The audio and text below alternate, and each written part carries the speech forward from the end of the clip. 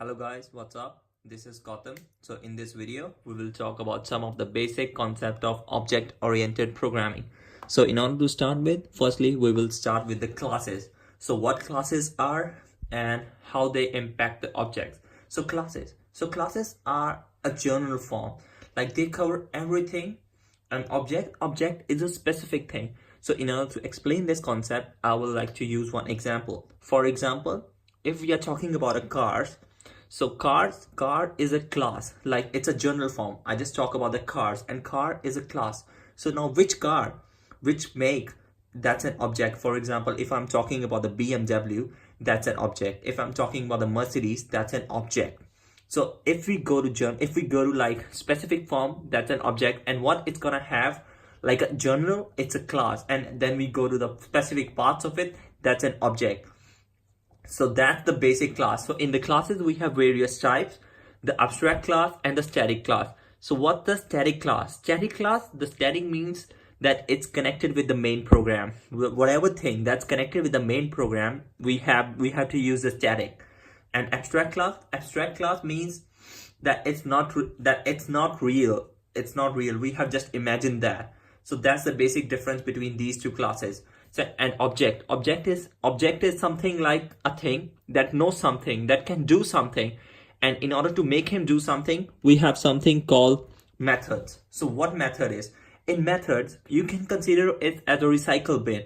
In method, we can have specific line of codes that we can use again and again and again. We can just call them again and again, and they like, suppose, like if we have the let's take an example of cars. In cars, we have an object car, BMW. So what BMW gonna do? BMW obviously gonna move. It can brake and all that stuff. It can accelerate. So whatever things that can make the object to do something, that's a method. So that's the method, okay? So now and in the method, it's make our coding quite easy because we can use a method again and again. We just have to type them once and then we can use them again and again and again. We don't have to type them again and again. We can just call them by their name, and it's gonna execute the whole line of code that's in the method. As we go down, we have if statement and else if statement. So what's the basic difference between these two? So what's an if statement? If statement, they are really useful in programming. They gave us the power to make decisions. Like for the if statement, we can put the conditions like if, for example, like if you're talking about the cars, let's take an example. If the speed of the car is more than 5, then press brake. If the speed is less than 5, then accelerate. In these kind of situations, we can use the if statement. Then we have else statement. So what's the else statement gonna do? Suppose if there is a user interface, like a user have to press 1, 2, 3, 4, and 5. We have all the statements, all the if statement for them. But then we, at the end of them, for example, if user might have pressed 6. So what's gonna happen afterwards? So we can have a else statement. So what the else statement gonna do? If the user haven't entered anyone above from 1 to 5, then you can run that command, that line of command. So in this way, your program won't crash, and you can still have a default thing that if something doesn't match with anything, any if statement, then you can at the end just run the else statement. As we go down, we have the difference between while and do while. So I would like to explain about this concept as well. So what's the basic difference between these two? So in the while loop, so basically these both are the loops, but there is one basic difference between them. So what's that? In the while loop, we have the condition. So when it's gonna run in the loop, firstly it will check the condition.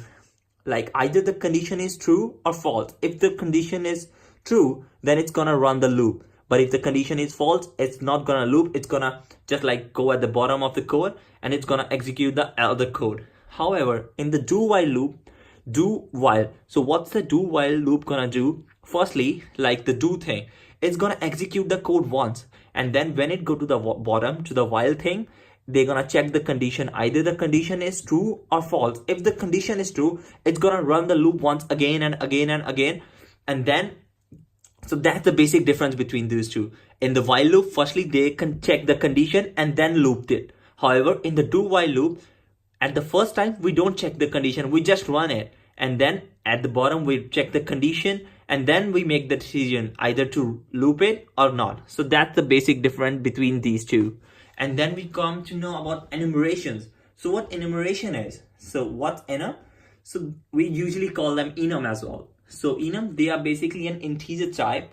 They store, so they are used in coding in order to make our code more readable and more readable. So like for example, you can consider them as integer type. So they are basically like variables.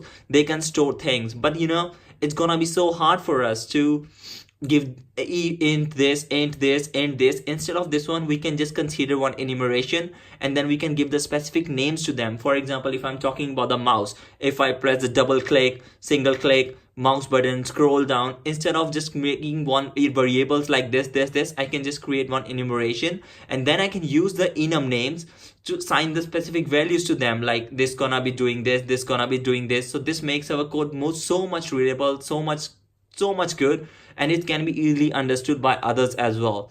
So these are some of the basic concepts about the programming.